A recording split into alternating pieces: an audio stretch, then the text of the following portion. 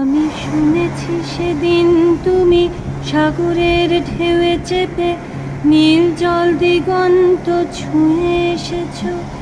আমি শুনেছি সেদিন তুমি নোনা বালি তীর ধরে বহুদূর বহুদূর হেঁটে এসেছ।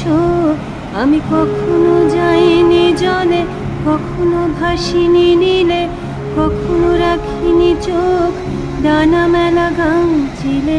আবার যেদিন তুমি সমুদ্র স্নানে যাবে, আমাকেও সাথে নিও, নেবে তো আমায়, বলো নেবে তো আমায়।